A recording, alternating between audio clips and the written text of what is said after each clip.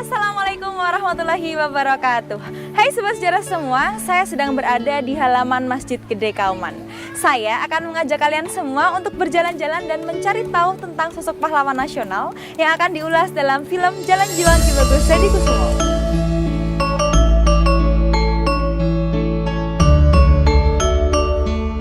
Sobat Sejarah semuanya, kita sedang bersama Pak Afnan Hadikusumo. Selamat pagi Pak Afnan. Selamat pagi. Oke, jadi kita sedang menuju mana nih Pak? Ke rumah Ki Bagus Hadikusumo. Ki Bagus Hadikusumo. RW 12 Kauman, Yogyakarta.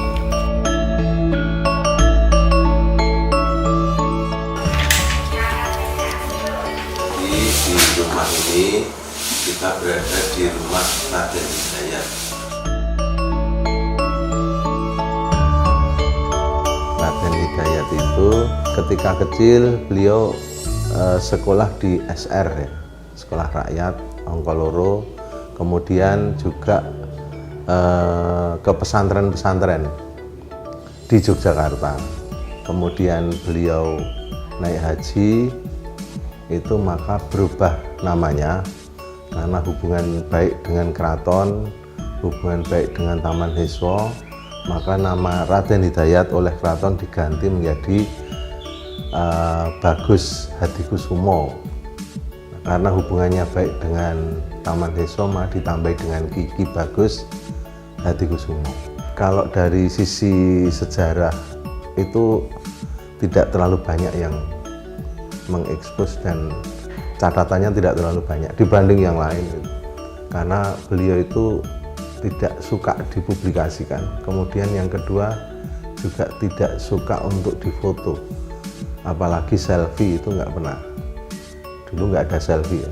Ini adalah keluarga Ki Lurah Hasim. Ki Bagus punya anak 13 gitu. 13, punya istri 3, tapi bukan berarti dirangkep itu, karena beliau modelnya punya istri, meninggal dunia gitu, istrinya, kemudian nikah lagi, meninggal dunia lagi, nikah lagi, yang ketiga. Ki Bagus itu orangnya sederhana ya. Beliau itu mempunyai prinsip hidup yuhud. Yuhud itu tidak meninggalkan keduniaan, tetapi mengatur ya kehidupan dunia dengan akhirat itu seimbang. Bahwa orang hidup di dunia itu tujuannya untuk akhirat, itu yuhud. Yang kedua yang bisa diteladani dari Ki Bagus itu adalah memegang prinsip istiqomah. Jadi kalau sudah memegang prinsip itu sulit untuk dirubah.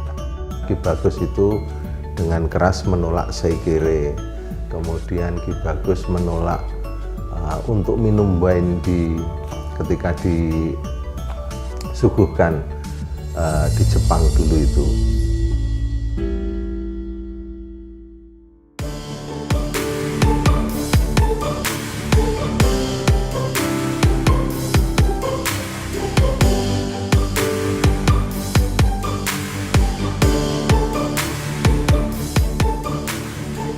Keluarga Haji Hasim Ismail itu orangnya sangat modern, punya tingkat melek literasi yang sangat tinggi itu ya, bahwa setiap kali ada peristiwa yang melibatkan dalam kehidupan keluarga, ada peristiwa kelahiran, kematian, pernikahan dari anggota keluarganya, beliau itu selalu menuliskan catatannya, termasuk salah satu diantaranya adalah catatan kelahiran Ki Bagus Hadikusumo yang pada masa kecilnya itu bernama Hidayat. Di sini tertulis tanggal lahirnya Ki Bagus nih.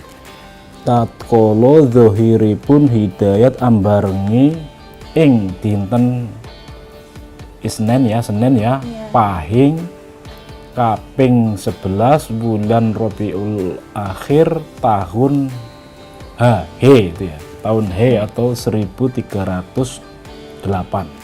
Nah, ini kan rekaman atau memori kolektif yang memang disengaja oleh Haji Hasim Ismail, sengaja disiapkan agar nanti suatu saat ya ke depan itu bisa dimanfaatkan oleh generasi penerus.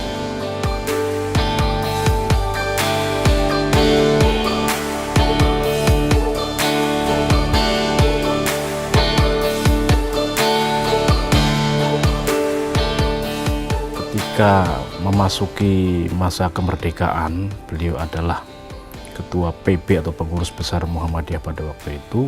Beliau merepresentasikan kelompok muslim yang bisa dikategorikan modernis. Representasi Ki Bagus itu bisa kita temukan dalam keanggotaan Badan Usaha Persiapan Kemerdekaan Indonesia atau BPUPKI, juga nanti namanya tercatat sebagai anggota tetap di Panitia Persiapan Kemerdekaan Indonesia atau PPKI. Di dua forum inilah perdebatan tentang dasar negara itu sangat alot.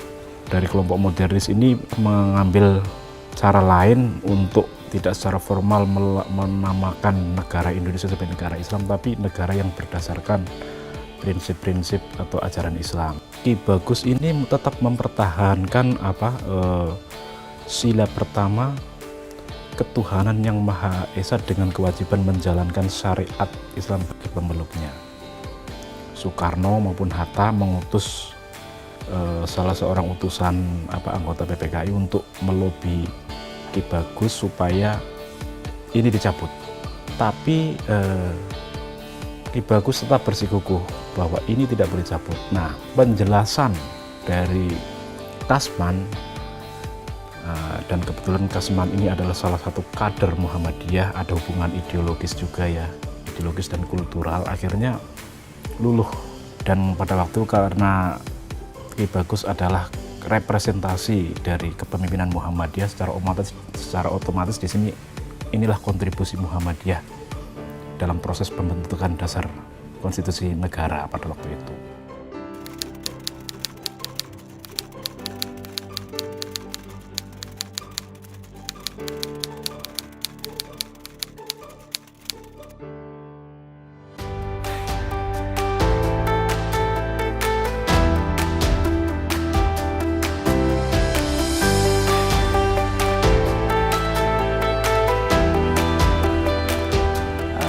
Tahun 47-49 itu adalah masa-masa revolusi fisik, di mana pemerintah Hindia Belanda itu masih ingin menguasai Indonesia, begitu.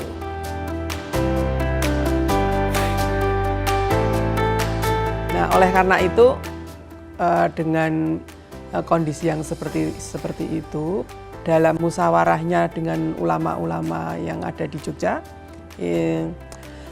beliau berusaha mendirikan Askar Perang Sabil.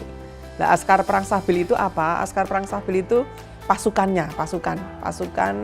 untuk ikut berperang, membantu militer yang bergerak untuk mempertahankan kemerdekaan Republik Indonesia. Ki Bagus Hadikusumo itu dalam mempertahankan kemerdekaan Indonesia itu mengatakan bahwa nek saiki ora bisa merdeka, ya, tekan dino kiamat itu ora bakal iso merdeka. Ya.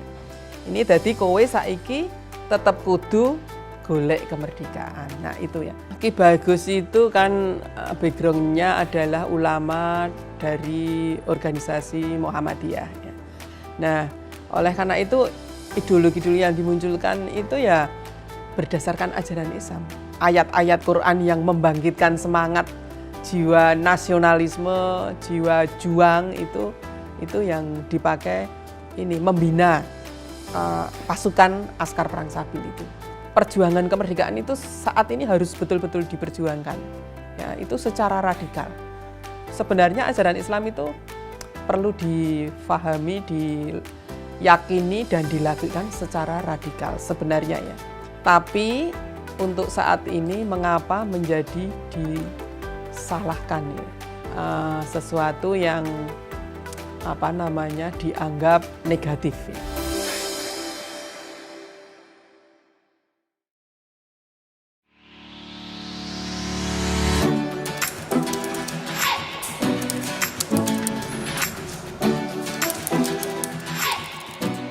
Ya kita tahu Muhammadiyah pun adalah penuh dengan orang-orang terbuka.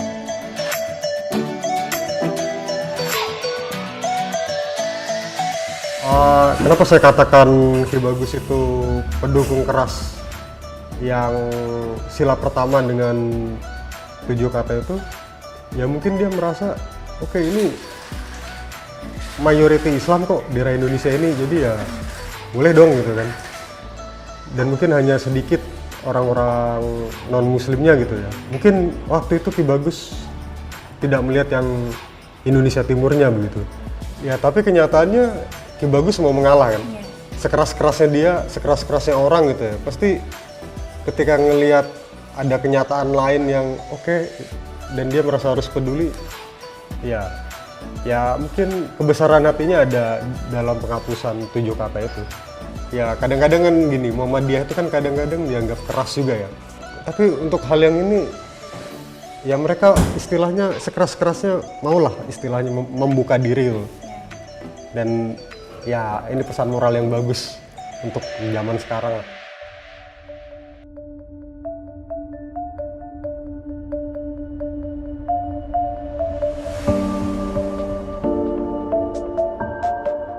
Saya salah satu di antara ketika BPUK itu buntu untuk mencari kesepakatan.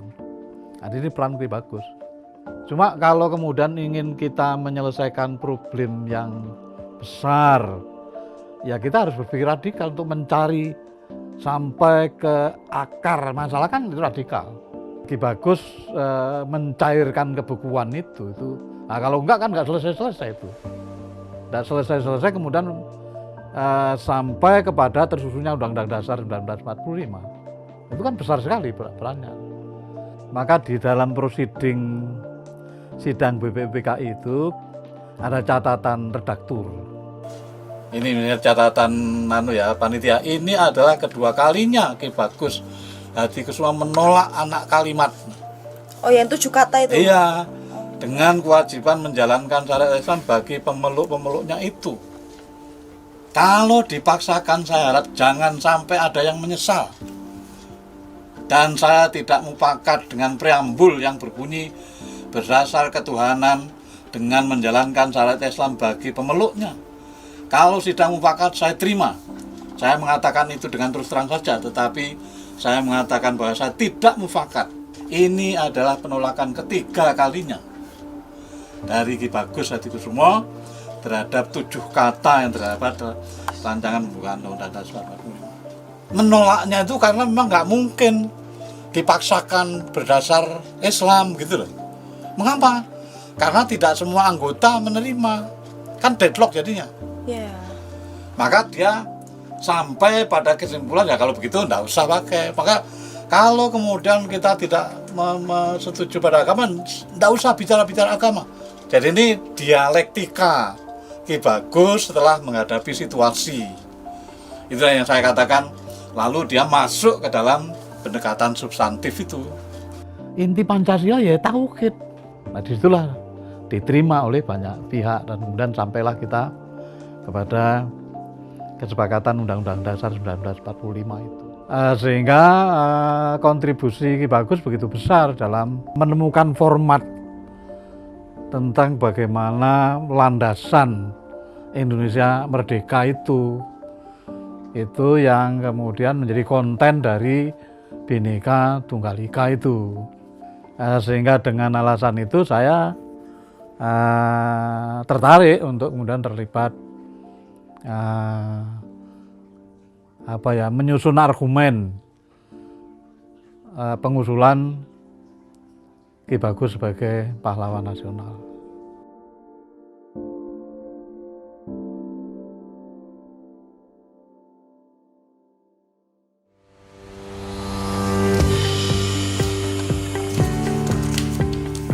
Enggak, kalau Bapak itu kan orang sederhana.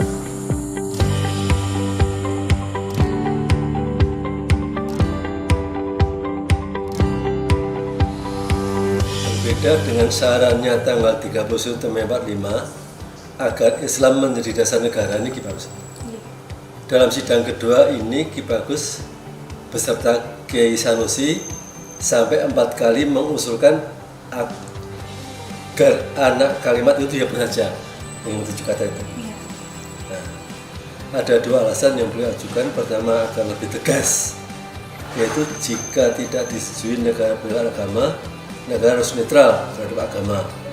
Kedua, beliau khawatir akan terjadi perpecahan dalam masyarakat jika ada 2 macam hukum berbeda, Kan di dalam 7 kata itu kan ketuhanan dengan kewajiban melaksanakan syariat Islam bagi para pemeluknya. Nah, yang tidak Islam bagaimana? Nah, berarti kan pakai hukum yang lain. Nah, sementara yang Islam pakai ini. Nah, terus kan ini kan mendesak ya, harus ada keputusan kan, makanya bentuklah panitia kecil. Kesepakatan karena di situ ada wakil dari orang Islam, ada nasionalis dan ada yang non-Muslim.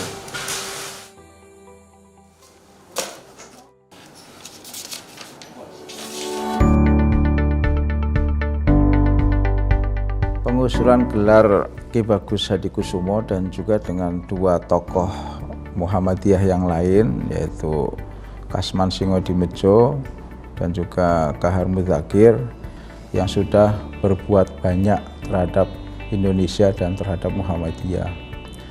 Saya yakin kalaupun misalnya ditanya secara pribadi misalnya Ki Bagus, ya saya kira juga tidak maulah digelar-gelari seperti itu, gitu kan. Tapi kan tentu ini tanggung jawab kita yang masih hidup. Setuju tidak setuju, Ki Bagus itu gaya politik yang mainstream di Muhammadiyah. Dia orangnya petarung, punya prinsip, gitu kan. Tapi tetap wasatiyahnya itu terlihat, gitu kan. Wasatiyah itu bukan kemudian konteks mengalah ya, terutama yang saya konteks misalnya Piagam Jakarta berubah menjadi hanya ketuhanan yang Maha Esa.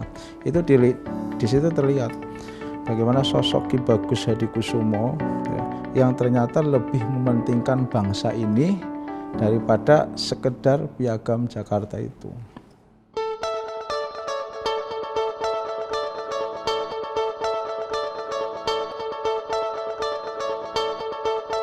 Hai Sobat Sejarah, kita sedang bersama Bapak Gunawan Budianto. Beliau adalah salah satu cucu Ki Bagus Hadikusumo. Oke, kita ngobrol ya. Assalamualaikum Pak Gun. Waalaikumsalam Mbak. Panitia pengajuan gelar pahlawan nasional Ki Bagus Hadikusumo itu berdasarkan kepada surat perintah pimpinan pusat Muhammadiyah. Memang sebelum tahun 2013 Muhammadiyah belum secara resmi itu mencoba mengajukan gelar pahlawan. Panitia pengajuan gelar pahlawan nasional Ki Bagus Hadikusumo itu berdasarkan kepada surat perintah pimpinan pusat Muhammadiyah. Pada tahun 2014 itu berbarengan juga dengan upaya dari Universitas Islam Indonesia untuk mengajukan 3 tokoh pergerakan awal ya, pergerakan Islam, yaitu pertama adalah Ki Bagus Hadikusumo, yang kedua adalah Kasman Singodimedjo, dan yang ketiga adalah Kahar Muzakir. Sebetulnya tidak terlalu lama, kira-kira ya 2 tahun lah proses. Akhirnya turunlah SK Presiden Jokowi untuk pemberian gelar pahlawan nasional.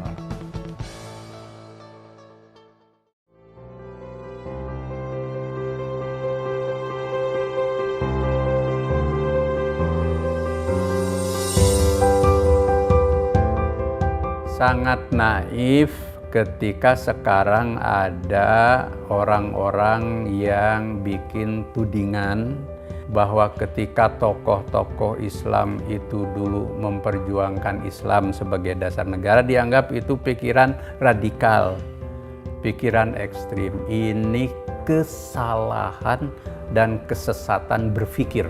Ki Bagus dan para tokoh Islam itu, biarpun sering disebut tokoh Islam, itu sebenarnya nasionalis tulen. Sehingga Islam dan nasionalisme itu tidak merupakan sesuatu yang bertentangan, apalagi sampai dipertentangkan.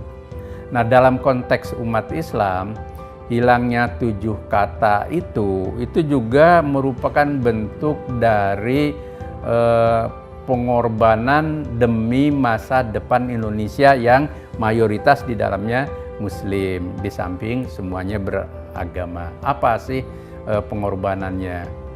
Ketika umat Islam mayoritas tidak memaksakan kehendak, yang sebenarnya kan bisa menang kalah gitu kan. Tetapi umat Islam tidak, menunjukkan jiwa besar dan toleransi umat Islam untuk Indonesia. Nah, dalam konteks itu betul apa yang disampaikan oleh Menteri Agama Alam Syah Ratu Perwira Negara yang mengatakan bahwa Piagam Jakarta merupakan hadiah terbesar umat Islam untuk Indonesia. Bung Karno mengatakan bahwa biarpun dia memperjuangkan 5 sila itu, yang mungkin bagi orang lain dianggap itu sekuler gitu ya, karena tidak dibungkus oleh dalil-dalil agama, dia mengatakan di dalam saya punya jiwa itu ada Islam. Nah, merespon itu Ki Bagus juga membuat pernyataan yang sama bagusnya. Saya orang Islam, tetapi saya Indonesia tulen yang ingin melihat dan punya harapan bahwa Indonesia yang akan kita merdekakan itu menjadi Indonesia Raya yang jaya dan maju. Pecinta sejarah, inilah kisah singkat kehidupan Ki Bagus Hadikusumo, seorang tokoh Muhammadiyah dan juga tokoh pemersatu bangsa. Kita belajar bahwa tidak selayaknya Islam dipertentangkan dengan nasionalisme. Ki Bagus adalah Muslim 100%, Indonesia tulen 100%. Semoga inspirasi dari Ki Bagus menginspirasi kita untuk terus bergandengan tangan mewujudkan Indonesia yang berkemajuan. Sang surya telah bersinar, syahadat dua melingkar, warna yang hijau berseri membuatku rela hati.